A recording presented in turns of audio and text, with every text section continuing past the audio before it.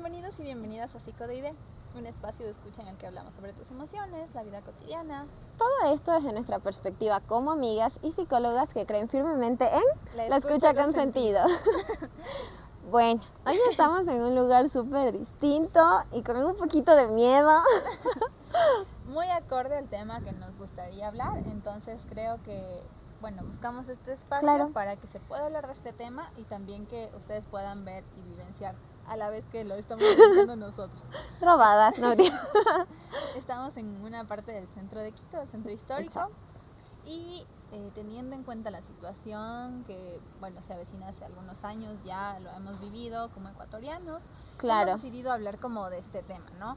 Porque más allá de la inseguridad que uno pueda vivir por la situación del país, en esto creo que hay siempre este trasfondo emocional y de ese nos gustaría hablar, porque de ese, así como en capítulos anteriores hemos dicho, siempre hay una cadena de cosas que suelen pasar y que no nos damos cuenta ni vemos.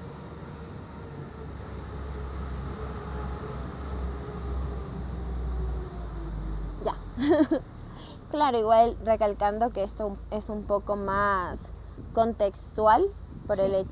más de nuestro país. No decimos que los otros países no tienen inseguridad, pero esto es más de aquí, del Ecuador, ¿no? Uh-huh.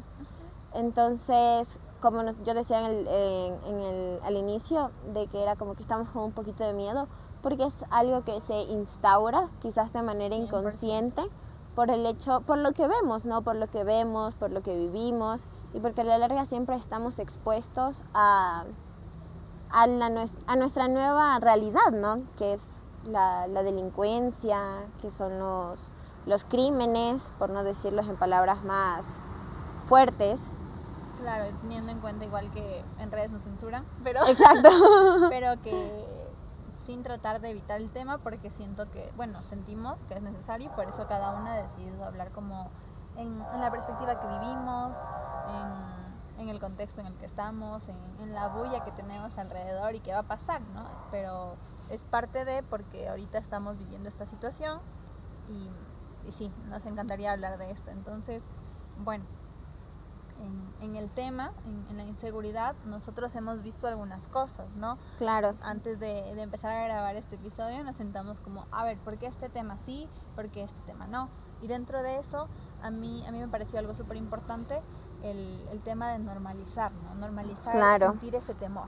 Claro, el qué significa vivir con miedo constante, porque Sí. por lo menos ya nosotras estamos más jovencitas y quizás nos exponemos un chance más, pero he visto esto, por decir, en nuestros padres, de como que verás por dónde andas, verás con quién andas, porque cualquier cosa puede pasar. Y es cierto, por decir, yo no vivo aquí en Quito, entonces no puedo hablar en sí qué pasa aquí, pero donde yo vivo es súper normalizado el hecho de como que ya sabes los lugares que son más inseguros, entonces ya no vas por ahí. Los no tan inseguros. Exacto, caso, ¿no? Ajá. O si no, es como que ya vas a salir a algún lado, tú dices como que voy por estos lugares, uh-huh. O hay zonas donde ya a estas horas no entras ni queriendo, entonces se vive ese miedo, por decir, yo las veces que he salido es como que mi mamá me dice así como que cuídate mucho, pero es por el hecho de no de restricción de no salgas, sí. Sino es del hecho de que todos los días pasa algún tipo de crimen o algún robo o algunas cosas así. Entonces, siempre estás expuesto, te involucres o no te involucres con personas malas, ya vivimos una situación que estás expuesto estés donde estés. Sí, y estás expuesto, estés donde estés, y a partir de eso ya empiezas a cohibirte un poco, ¿no? Exacto. Empiezan las ideas de, me relaciono un poco menos, trato de salir menos, claro. Trato de buscar cualquier, como te decía, lo menos inseguro, pero que sigue siendo inseguro. Claro. Me voy relacionando y desenvolviendo en las cosas que solía hacer y me restrinjo porque ya siento que viviría este riesgo. Existe la posibilidad o casi certeza por la situación en la que yo ya vivo con este miedo, ¿no? Y este Claro. miedo que no solo lo vivo yo, no solo lo vives tú, es un miedo colectivo, es Exacto. contextual y es un miedo como las personas que viven en el país lo pueden sentir, ¿no? Depende del sector en donde te encuentres, pero puedes sentir más o menos, pero no es que existe uno en el que tú digas, estoy 100% segura de que nunca me va a pasar nada. Claro, y ahorita igual nosotros nos estamos refiriendo solo a este miedo, porque obviamente es una de las emociones más fuertes, pero también hay otros impactos emocionales, como por decir, yo ahorita me voy a guiar a las generaciones mayores de este estrés de no voy a salir o no voy a dejar que mi hijo salga porque algo le puede pasar y qué le va a pasar. Entonces como que aparte del estrés empezamos a sobrepensar y nos empieza, Sí. y nos empieza a dar esta ansiedad de que no, ¿cómo voy a dejar salir a mi hijo o cómo voy a salir yo si puede pasar eso, si estoy viendo cómo está mi país? Sí, estoy viendo que a la vecina le pasó eso la semana anterior, por ejemplo. Exacto, y también cómo cambia según las vivencias, porque por decir no es lo mismo que nosotros estemos hablando aquí de inseguridad sin haberla vivido como tal, de otras personas que han sido, por decir, escopolaminadas o que han sido estafadas o que han sido incluso las han perseguido y cosas así, ¿no? Han sido secuestradas o en el caso que ha habido como una pérdida de un familiar a partir de un acto violento por la seguridad. Entonces sí se va a diferenciar, pero consideramos que es importante. Y bueno, también dentro del miedo y de cohibirte según como los niveles de los que hayas vivido o de lo que te cuenten o lo que está pasando en tu entorno, también pasa un poco esta ansiedad, ¿no? Claro. Como un poco estos pensamientos que tú dices que son un poco catastróficos, pero son catastróficos ¿por qué? Porque en las noticias también nos dicen eso. Claro. Y eso alimenta a mi posibilidad de que me va a pasar esto porque yo lo vi que pasaba en este sector a plena luz del día. Entonces, Claro. como sé que va a pasar esto, empiezo a tener como esas restricciones de salir. ¿Y por qué? Porque ya no quiero relacionarme porque puede existir la posibilidad de que me pase algo. Claro, y en ese de ya no relacionarse también está el hecho de aislarte, de que ya no quieres salir a ningún lado, de que te da ese miedo y que ya empieza a ser algo mucho más fuerte porque inhibe tus rutinas, ¿no? Claro. Entonces está el hecho de no, a veces ya no quieres ni siquiera ir a tu trabajo por el hecho de que te da miedo que te roben o que te pase algo. Y obviamente es totalmente normal porque es lo que se ve todos los días. Lamentablemente seguimos muy expuestos a esto porque ¿qué más? Aprendemos la tele y ¿qué hay? Ese tipo de noticias. Las personas que siguen viendo el periódico, ¿qué ven? Ese tipo de noticias. Nosotros prendemos el celular la primera que Claro. nos levantamos y vemos la noticia en primera plana. de Crónica Roja. Exacto. O Twitter, que es muy específico y muestra todo. O sea, es como que estamos demasiado expuestos a eso y eso también nos lleva a que nos sintamos un poco peor, ¿no? Porque obviamente, y por decir esta red social de Twitter que es súper específica y te muestra todo, y refiriéndome a todo es todo cuerpos, exactamente. Sin censura. Exacto, entonces obviamente al verte expuesto a esto, tu cerebro no va a tener otra opción que decir, uy, no. Sí, me va a pasar. Ajá, exacto, entonces vas a tener todos estos pensamientos catastróficos que son desgastantes, porque es todos los días estar con esto y con esto. Con esto, y creo que también es como una impotencia. Creo que es sí, otra de las totalmente. emociones que está ahí, ese sentimiento de impotencia de, ok, esto sigue pasando, sigo teniendo miedo, pero que yo pueda cambiar la situación, claro, no está en mis manos. Exacto. Completamente no está en mis manos. Yo puedo hacer mi parte como persona que decide como cuidarme, actuar en el entorno o también cuidarme a mí mismo y como tratar de salvaguardar o en el caso de que me relaciono con más personas estar pendiente para que no les pase algo, pero no puedo hacer más. Claro, y yo creo que de esto que tú dices, de esta impotencia y de todo este aislamiento, también nace algo que ya es muy común oír ahora, que hace varios años creo que no sonaba mucho, que es el hecho de que la gente se está yendo. De la migración. Exacto. Sí. O sea, por decir yo, va a sonar súper feo lo que voy a decir, espero no herir sensibilidades, pero en... Opinión personal. Exacto. Entonces, donde yo vivo, lo que se ve en nuestros jóvenes es o te vas del país a estudiar, a trabajar o lo que sea, o te conviertes en un delincuente. Es súper fuerte. Y es súper Pero fuerte. es contextual, claro. Claro, es súper fuerte darte cuenta de que ya no es, y aquí sí voy a sonar súper a la antigua, de que ya no es como antes, porque realmente vivimos en una inseguridad súper fuerte. Entonces, este tema de migración no es solo por el hecho de que, bueno, sí, quiero más oportunidades o cosas así, sino que te llevan a tomar la decisión de emigrar por toda la violencia que se vive. Sí, y creo que una parte es como tema, o sea, como que te diriges a esa decisión porque puede ser una opción si tienes las posibilidades para hacerlo o si te arriesgas a la nada, pero eso también se relaciona con uno de los cambios que hablábamos en un capítulo anterior, ¿no? De los cambios radicales, claro. Entonces va a ser muy fuerte, pero son estos cambios que te tocan. Claro. Te toca por la situación, no porque tú personalmente dices mi plan de vida es vivir en otro lugar, sino la situación sociopolítica del país me está orillando a hacer. Exacto. Y bueno, todavía no sale el episodio, pero hablábamos ahí de cómo esto te mueve emocionalmente, de que migrar no es solo decir, ok, me voy del país y todo lo que queda atrás ya fue, no, sino es el hecho de que hablábamos nosotras de que es un diferente idioma, de que es un shock inicial, porque no hay nada, o sea, aquí tenías por lo menos una sostenibilidad, una red, y quizás allá no digo que nunca la vayas a tener, sino que al inicio es complicado. Sí, 100%. Claro. Y suele pasar y va a pasar porque es parte de un cambio, pero que la situación como de seguridad te orille a hacerlo. Ahí está el problema.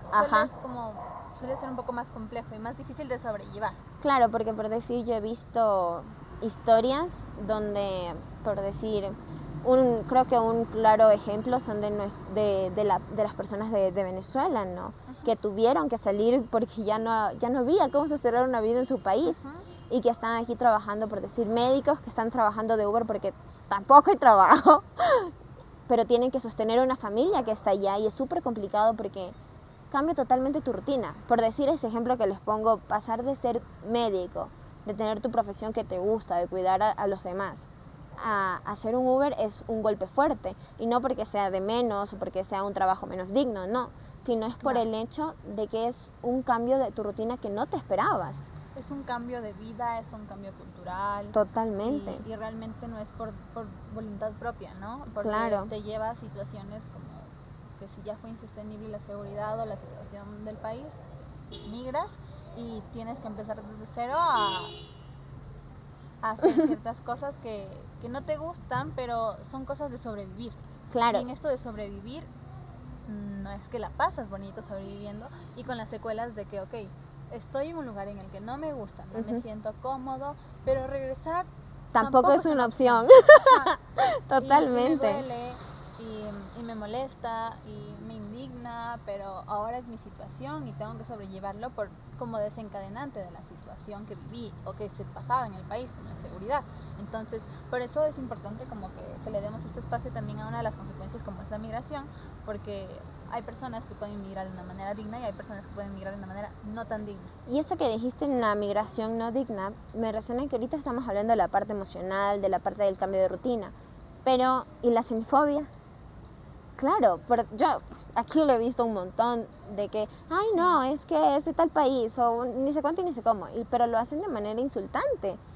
Y yo creo que aquí es súper importante el hecho de ponerse en los zapatos del otro, de lo que está viviendo el otro, porque nosotros en este momento estamos pasando por esta etapa de que muchos están migrando y quizás ellos también están pasando por lo mismo, quizás a ellos también los estén atacando por el hecho de ser ecuatorianos. Entonces creo que nosotros como seres humanos no tenemos que ponernos en el plan de discriminar o de usar de son de burla el hecho de que no, es que es del tal país y por eso es así, o capaz es ladrón porque es de este lugar. Entonces creo que me parece súper discriminatorio, no era la palabra que buscaba, pero súper discriminatorio porque... Es xenófobo de cierta forma. Claro. Va a estar ahí. Porque ya, tras que ellos están migrando, están cambiando de rutinas, están en estos cambios radicales de los que hablábamos, tienen que venir a aguantar este tipo de comentarios que a las largas ellos no tienen la culpa. Claro, que te denigran como persona. Esa era la palabra que estaba buscando. Te denigran como persona porque tú estás pasando una situación bastante fuerte y te encuentras en una, como, no sé, en una migración no tan digna. Uh-huh. Y que exista como factor extra, aparte de lo mal que lo estoy pasando, que se me discrimine por el lugar de donde yo vengo. Entonces, claro, ya debe ser súper feo. Si yo me pongo en los zapatos de ellos, de empezar tu día sin conocer absolutamente a nadie, ir a tu trabajo y que te estén así, de que eres tal y cual y por esto, y es como que tengo que soportarlo porque necesito quizás mandarle dinero a mi familia que está en otro país. claro, ni siquiera como ya en el caso de trabajos, como cuando tienen bastante suerte las personas que se encuentran en esta movilidad humana. Claro. Pero cuando estás en busca de, es un lugar desconocido, nadie te conoce, no puedes validar como lo que tienes de experiencia o lo que no tienes, y va a resultar bastante fuerte que encima de que yo no pueda encontrar, se me juzgue por el lugar donde vengo. Exacto. Y si yo ya me harto, quiero regresar, no puedo porque está peor de donde vine. Claro, totalmente. Y bueno, yéndonos también a esta parte que hablábamos de la migración, muchos inmigran por esta parte de que es por buscar un mejor futuro, una mejor seguridad y todo eso, pero también migran por proteger a sus familias, porque... Sí, está el otro lado, ¿no? Claro, el de que no, nos vamos porque yo necesito que todos estemos bien. Y obviamente ella es diferente porque te vas con toda tu familia y ya se tienen los unos a los otros, ¿no? Pero eso no significa ni minimiza el hecho de que sea difícil. Porque ponte, es una familia que vive aquí ya 24 años, te pongo, y se van todos, y es como que en otro país no va a haber lo mismo que estás acostumbrado acá, no porque sea mejor o peor, sino porque... vas a empezar de cero. Claro, y no son tus raíces, y está bien, y ahí es donde nosotros tenemos que empezar como que a identificar las emociones que vivimos, porque creo que ya lo hemos dicho en episodios anteriores, el hecho de que no solo existen las emociones bonitas o las emociones buenas y malas, sino que uno disfruta sentirlas, ¿no? Exacto, sino que es un sinfín de matices, y creo que el empezar a reconocerlas también te ayuda a decir, ok, tomé esta decisión, o incluso si, o sea, porque ahorita me estoy centrando solo en la migración, ¿no? Pero incluso si te quedas aquí y el hecho de que ya siento miedo, siento tristeza porque no puedo desenvolverme como me desenvolvía antes, o no puedo ir a mi trabajo sin el tener que regresar constantemente para atrás para ver si me están siguiendo, o si viene alguna persona que se ve rara y tengo que cruzarme de vereda, sino que, y decir, ok, siento miedo, siento esta tristeza, y decir como, ok, está bien porque es parte del proceso. Obviamente no vamos a estar felices cuando hay tantos crímenes diarios. Sí, o sea, no se va a poder como minimizar, y bueno, a veces puedes hacerte de la vista gorda en términos un poco más coloquiales de lo que está pasando, pero en el caso de que no te afecte desde el privilegio, pero no quiere decir que nunca te va a pasar. O sea, puede pasarte desde el privilegio como puede pasarte sin privilegio, y el tema de ignorar la situación no apoya, no es tan empático, y creo que relacionándonos un poco con el tema de la migración también se busca esta empatía, ¿no? Claro. La empatía de con el otro que no es de aquí, que empieza desde cero, que no sabemos como lo que está viviendo. Claro. Y como seres humanos, desde mi privilegio puedo criticar, entonces ok, si desde mi privilegio puedo criticar, también puedo empatizar y ayudar desde mi privilegio. Puedo ocupar otra postura en la cual capaz esta persona, no sé, está en migración y se encuentra como vulnerable, y yo puedo apoyarle en algo. O en el caso de que esta persona sienta demasiada inseguridad por la situación del país y ya sea insostenible, yo puedo tratar de decir, oye, te acompaño, oye, vamos por otro lado. Como tratar de buscar esa empatía en ti mismo para que las otras personas también la puedan sentir, y que, como hemos dicho, las redes de apoyo y la comunidad es la que te sostiene. Y si se puede formar eso desde la situación, como verle una parte como oportunidad de juntar a estas personas y de formar una red y una comunidad en la situación crítica del país o de otra que se esté viviendo, qué mejor. Claro, y también está esto que dice la Dani, es súper importante, porque nadie está juzgando de que tengas tu privilegio, nadie te está diciendo, ay, qué envidia. No, está bien, si tú tienes el privilegio, perfecto, pero no quedarte en ese núcleo encerrado, sino que ver un poquito más allá, ver las perspectivas de los demás y abrirte a esto para generar estas redes de apoyo que a la larga son súper vitales. Entonces, de ver más allá de...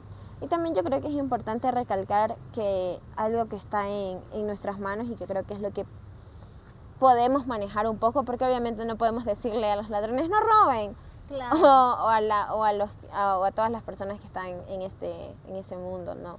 Que estén en esa situación, sea por Exacto. necesidad o por cualquier otra circunstancia. Totalmente. No podemos decirles que no lo hagan, porque tampoco sería como absurdo que exista otra persona que nos diga a nosotros como, no sé, no trabajes, no estudies, no hagas Claro, esto, no dependas de esto. Claro, porque... y más allá de eso, de que no nos van a hacer caso, nos van a reír en la cara de como que, ¿tú quién eres? Claro, entonces es necesario que se pueda tomar en cuenta que sí se puede aportar con un granito de arena, no cambiar la situación porque no está en nuestro control como individuos, como solitos, pero capaz en comunidad, como les decía, que se pueda como conversar, generar empatía y que se pueda formar como este sostén en el caso de que la inseguridad te cause bastante conflicto y sea un poco insostenible para tu día a día. Que mejor que se pueda como hacer desde la comunidad, pero tampoco es que vamos a cambiar el mundo y, o sea, claro, okay, hay que ser realistas, no nos vamos a ir al punto utópico, pero sí es necesario que se pueda formar esta red, porque, ok, si no formo esta red de empatía y con esta red de apoyo y de sostén, capaz, o sea, no tengo ni siquiera un aporte y ni siquiera a la persona que tengo cerca le puedo brindar ese apoyo, entonces no puedo ser tan productivo entre comillas, ¿no? Claro, y también como que ahora lo que iba como parte de nuestra salud propia de la que podemos nosotros manejar es el hecho de no consumir tanto estas noticias amarillistas de crónica roja, sin censura, porque obviamente esta sobreexposición a todas estas noticias sí nos mueven, obviamente, somos seres humanos. Y sí nos llevan a todas estas reacciones emotivas de las que hablábamos antes, como de la ansiedad, como el estrés, como el aislamiento, que obviamente afecta porque, como hemos dicho en episodios anteriores, somos seres sociales. Entonces el hecho de que nos aislemos va a afectar en nuestra rutina. Sí, nos va a afectar en la dinámica en la que nos relacionamos y a la larga capaz nos afecta al entorno con el que estábamos. Totalmente. Y a nosotros mismos. Nos limita, ¿no? Nos vuelve un poco incapacitantes a partir del miedo, porque el miedo a veces sí resulta totalmente como incapacitante, por decirlo así. Entonces, claro, ¿qué se puede hacer, no? ¿Qué creemos que, bueno, si bien decimos que la red nos apoya, pero qué más podemos hacer con esto? Claro, igual aparte de intentar evitar esta sobreexposición, ya cuando se presentan estas cosas, yo sí creo que, bueno, primero importante de que si ya no lo puedes sostener, si es necesario acudir a un profesional de la salud mental, como somos los psicólogos, es súper importante, porque sí te dan herramientas que te pueden servir, como estas técnicas de regulación emocional, porque cuando tienes un miedo así súper fuerte, las puedes usar. Entonces creo que esa es una herramienta que es full accesible, que creo que ahora en pro a este boom de la psicología que en redes sociales se ha mostrado. Entonces en todos los lugares puedes encontrar estas técnicas. Entonces creo que aparte de esto de la sobreexposición, lo de las técnicas es full útil para lo que estamos viviendo. Sí creo que es bastante útil en el caso de que no puedas acudir directamente con un profesional, sea por la circunstancia que sea, claro, pero que puedas como limitar la exposición a ciertas cosas, así como el scrollear ciertas publicaciones o estar en ciertas aplicaciones te puede como afectar. También puede haber como esta afectación que dice Dana de las redes que publican estas noticias amarillistas y crónica roja.